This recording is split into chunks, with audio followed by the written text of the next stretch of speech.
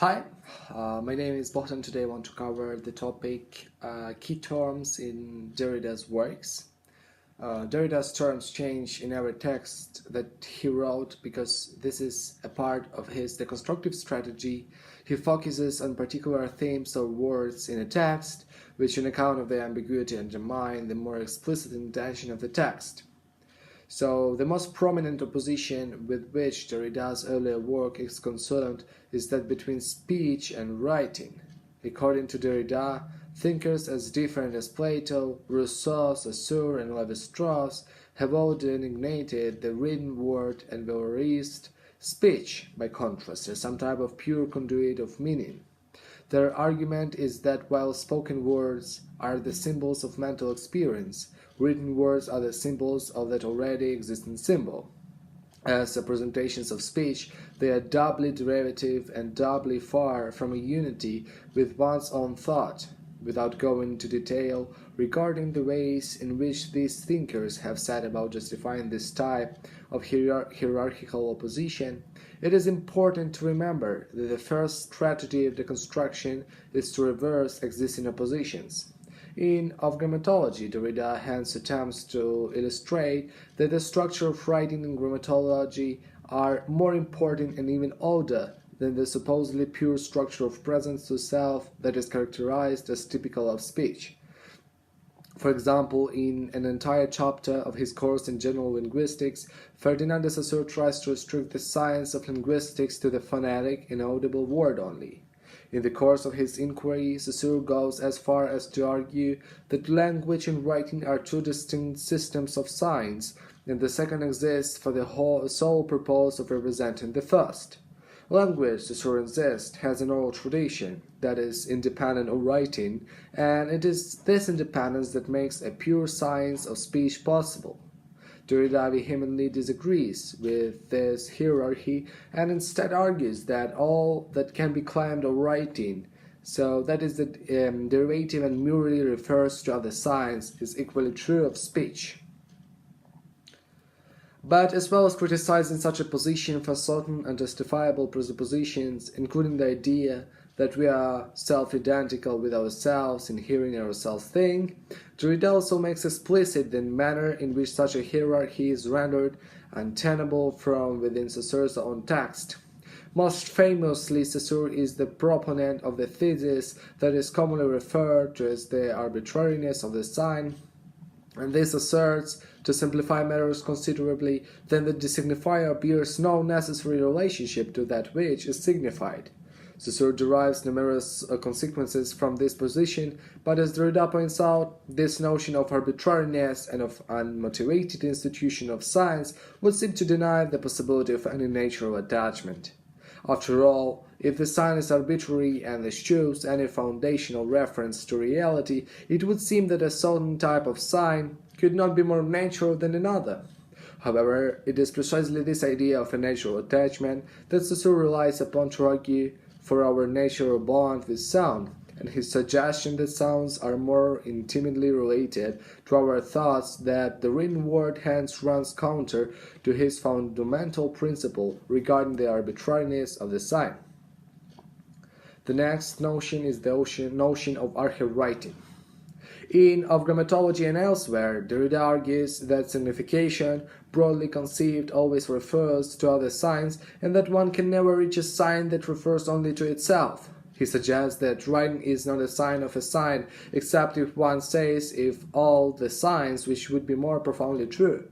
And this process of infinitive referral, of never arriving at meaning itself, is the notion of writing that he wants to emphasize.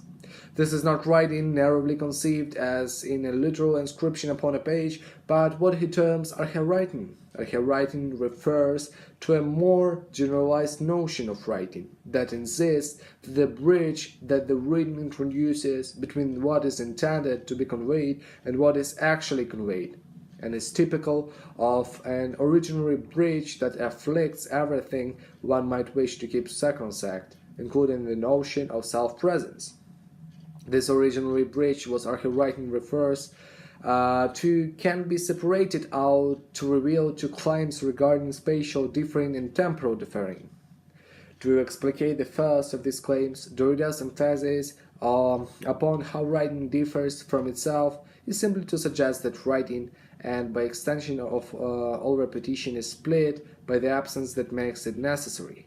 One example of this might be that we write something down because we may soon forget it, or to communicate something to someone who is not with us. According to Derrida, all writing, in order to be what it is, must be able to function in the absence of every empirically determined addressee.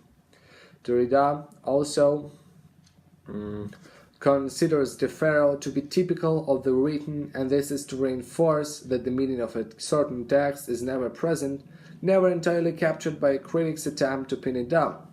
The meaning of a text is constantly subject to the whims of the future, but when that so-called future is itself present, its meaning is equally not realized, but subject to yet another future that can also never be present.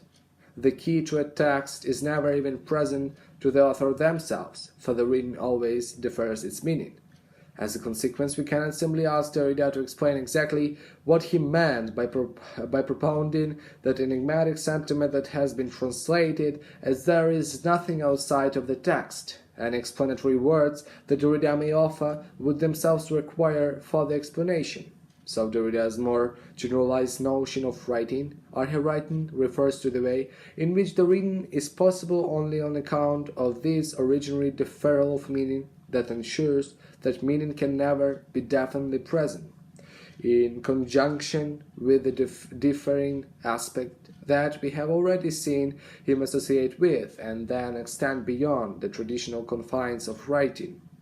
He will come to describe these two overlapping processes via the most famous of neologisms, difference. Difference is an attempt to conjoin the differing and deferring aspects involved in archewriting in a term that itself plays upon the distinction between the audible and the written.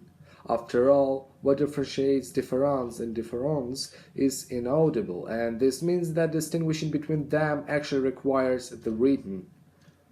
This problematizes efforts like Saussure's, which, as well as attempting to keep speech and writing apart, also suggest that writing is a most and necessary addition to speech.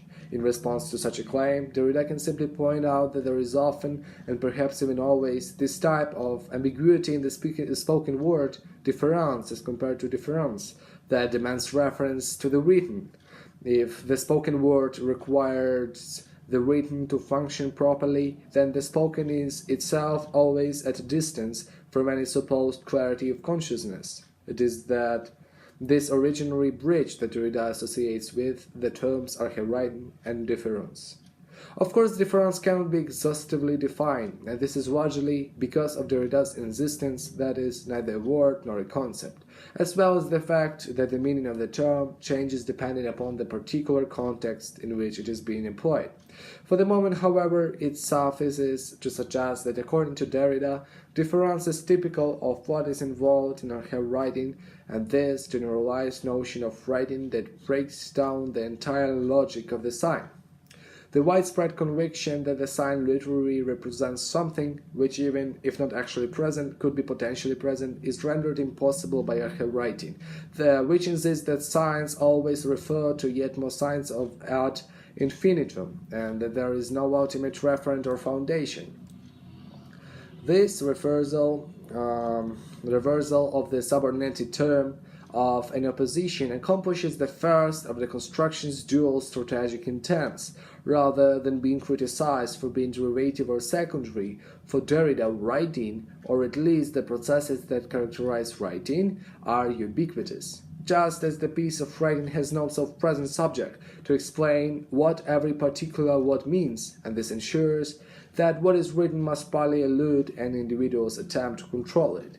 And this is equally typical of the spoken. Utilizing the same structure of repetition, nothing guarantees that another person will endow the words I use with the particular meaning that I attribute to them. Even the conception of an internal monologue and the idea that we can intimately hear our own thoughts in a non-contingent way is misguided, as it ignores the way that archewriting privileges difference and a non-coincidence with itself. Thank you very much for listening. See you in the next video.